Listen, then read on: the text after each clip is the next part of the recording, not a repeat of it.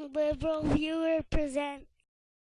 So Bill O'Reilly's consistently smeared the American Civil Liberties Union over the years, even though the ACLU is an organization made up of over 500,000 patriotic Americans, including me, who believe in fighting for the fundamental rights guaranteed by the U.S. Constitution, and one of O'Reilly's most frequent smears is his false claim that the ACLU is somehow anti-religion or anti-Christian, as exemplified by O'Reilly's statement a few years back that the ACLU opposes all displays of religion on public property. It champions the secular and attacks judgment-based faith. Now, O'Reilly's claim there is just false, as I've shown in previous videos and with the dozens of examples on my website at aclufightsforchristians.com, which points out that the ACLU fights just as hard for the free speech and free exercise rights of Christians as it fights against unconstitutional government endorsement of religion. But Bill O'Reilly, like any good conspiracy theorist, just dismisses all the evidence refuting his conspiracy as part of the cover-up, as you can see in this introduction to his story last week here. Once a year, the ACLU picks out a cause that goes against their far-left lunacy.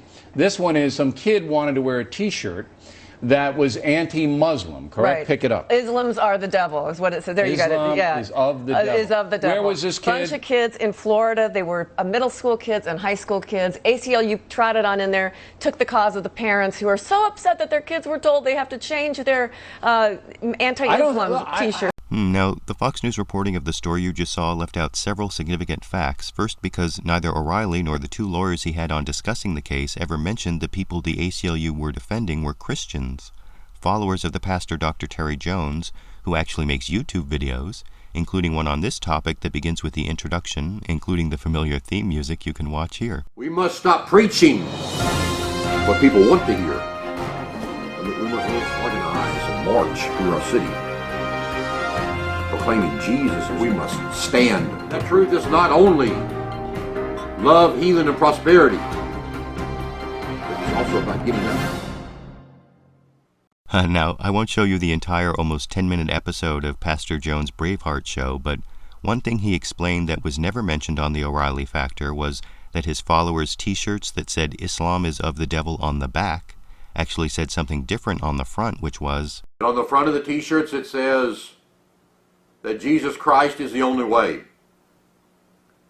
He's the way, the truth, and the life.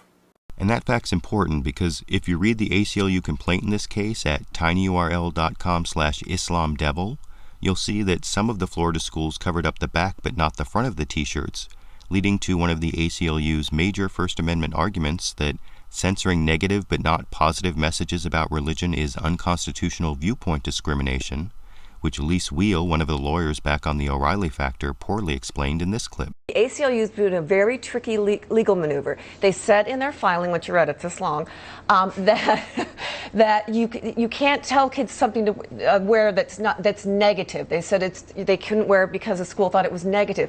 But then I read the dress school policy for the school. It doesn't say anything about negativity. It doesn't matter. The courts have ruled, Guilfoyle, that any kind of garment that disrupts the academic atmosphere, and that certainly does, is not appropriate. And notice how O'Reilly just skips over any evidence that this T-shirt was disruptive just by claiming it certainly was, and he was never corrected by either of the lawyers supposedly providing expertise in this segment, even though in the ACLU's complaint, again at tinyurl.com/islamdevil, there are actually several paragraphs, starting at paragraph 21, that describe the ACLU's request for any evidence of disruption of the school classes and football games where members of this church wore the T-shirts, and the school provided absolutely no evidence of any disruption.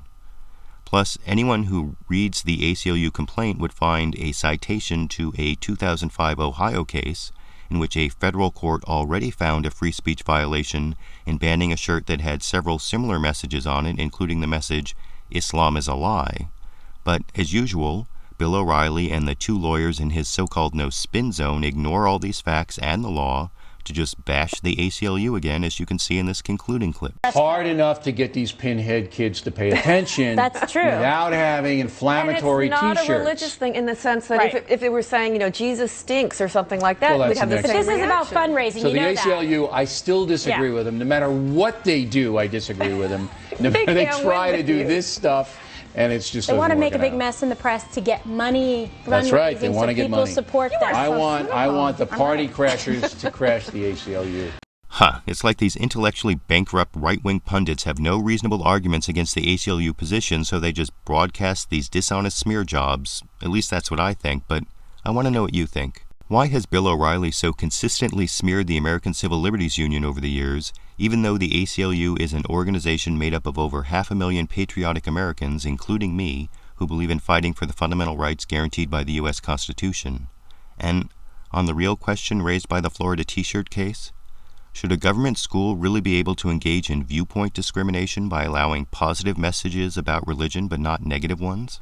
YouTube, you decide.